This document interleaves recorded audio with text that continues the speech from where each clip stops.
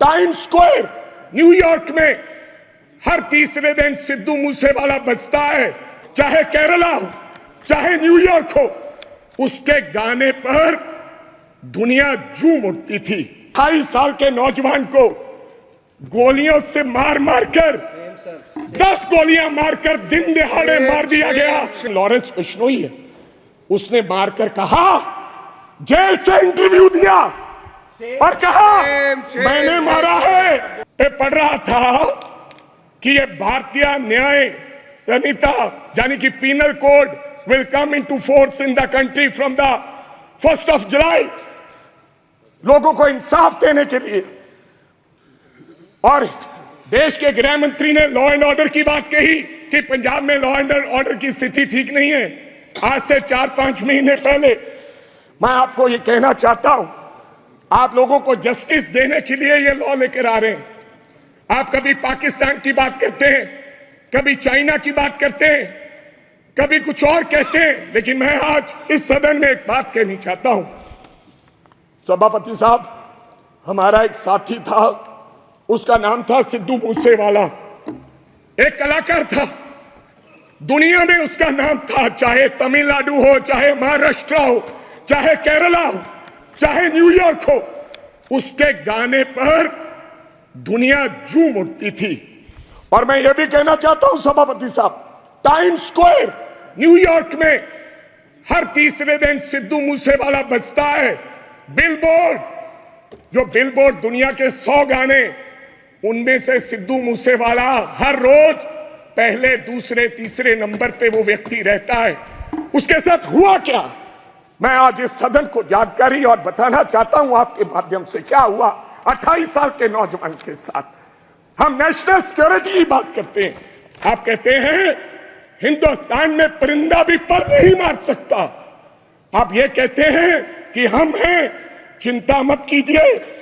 लेकिन क्या हुआ, नौजवान 28 साल के नौजवान को गोलियों से मार मारकर 10 गोलियां मारकर दिन दिहाड़े मार दिया गया। और मारा किसने? सभापति साहब, बहुत से लोग मारे जाते हैं, मारा किसने? एक तिहाड़ जेल में बैठा एक गैंगस्टर जिसका नाम लॉरेंस बिश्नोई है, उसने मारकर कहा, जेल से इंटरव्यू दिया और कहा मैंने मारा है, मैंने मारा है। अभी तो सिद्धू मूसेवाला मारा है, अभी इसके बाप को भी मरना होगा। जेल से इंटरव्यू दिया। आप नेशनल सिक्योरिटी की बात करते हैं, कब इंसाफ मिलेगा सिद्धू मूसेवाला को? क्या होगा? 28 साल का नौजवान जिसकी मां के एक बेटा था, एक, और बिना शादी के ब्याह में हमारे सर पर सेरे बांधे जाते हैं, सेराबंदी होती है, आपके भी होती है। डेड बॉडी पड़ी, डेड बॉडी पर मेरी उस मां ने, सिद्धू मूसेवाले की मां ने फिर सेरा लेकर आए और अपने बेटे के लाश पर सर पर सेरा बांध के उसकी विदाई की है। ये हालात हैं। आप देश के गृह मंत्री हैं, इंसाफ दिलाएं और जेलों में बैठे ऐसे गैंगस्टर को आप निकाल के उस परिवार को इंसाफ दें। लास्ट बात सर, 1 मिनट में खत्म करूंगा। आप सभापति साहब, मैं ये इसमें लिखा है पेज नंबर 4, पॉइंट नंबर 5, क्या लिखा है? Now my government is striving to make India the 3rd largest economy in the world. कैसे बनेगा साहब? मैं सब उस शहर से आता हूं, लुधियाना से, जो हिंदुस्तान का कभी कभी ईस्ट मैनचेस्टर कहा जाता है, जिसको आज क्या हालात हो गए इंडस्ट्री के, डाइंग इंडस्ट्री है सर, वहां पर साइकिल इंडस्ट्री है। लोग छोड़ के कारोबार धंधा बंद करके अब चले जा रहे हैं लुधियाना छोड़ के। ये हालात कर दिए। मैं एक छोटी सी उदाहरण देना चाहता हूं। 10 साल में हमें इस सरकार ने कुछ नहीं दिया। अगर दिया है हिंदुस्तान की सरकार ने लुधियाना को, सबसे बड़ा शहर है पंजाब का, तो कोई खड़ा होकर व्यक्ति बता दे कि हमने ये दिया है। मैं क्या कहना चाहता हूं, कि एक साइकिल इंडस्ट्री है साहब, या तो चाइना में साइकिल बनता है या पंजाब में साइकिल बनता है।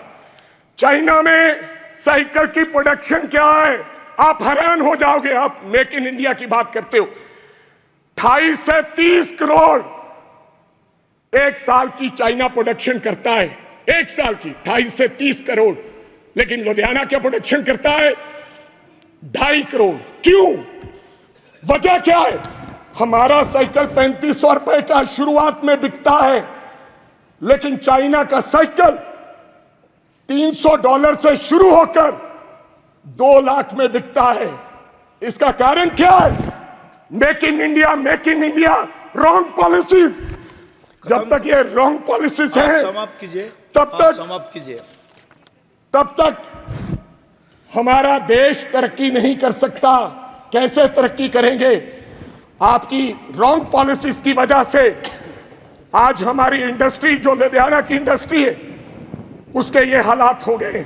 अंत में एक लाइन में समाप्त करना चाहता हूं, हमारा भाईचारा बहुत कायम है स्पीकर साहब। पंजाब के लोग बेशक चाहे किसी पार्टी को वोट दो, आम आदमी पार्टी को लोगों ने वोट दिया, अकाली दल को दिया, कांग्रेस को दिया, बीजेपी वालों को भी दिया, लेकिन आपस का भाईचारा नहीं कभी टूटा। इस बार पहली बार राम जी के नाम पर, भगवान राम के नाम पर, भगवान हमारे भी हैं इनके, और भगवान ने बता दिया अयोध्या से ये संदेश दिया पूरे देश भर में कि राम भगवान बीजेपी के नहीं है। उन्होंने ये संदेश दिया। लास्ट मैं एक सेकंड पहले बोल रहे हैं, बोलन सभापति साहब, मैं एक नारे के साथ अपनी बात खत्म करूंगा। बस एक लाइन में खत्म कीजिए सर, एक सेकंड। हमारा भाईचारा कायम रहे। मैं बीजेपी वालों को हाथ जोड़कर गुजारिश करना चाहता हूं, देश के प्रधानमंत्री जी को, देश के गृह मंत्री जी को, कि मंगल सूत्र की बात ना करें। थैंक यू, आप कब्रिस्तान की बात मत करें। मैं एक नारे के साथ अपनी बात खत्म करूंगा। मंदिर बांटा, मस्जिद बांटी, मंदिर बांटा, मस्जिद बांटी, बांट दिया भगवान को। ओ शर्म करो बीजेपी वालों, मत बांटो इस देश के बोले वाले इंसान को, मत बांटो इस देश के बोले वाले इंसान।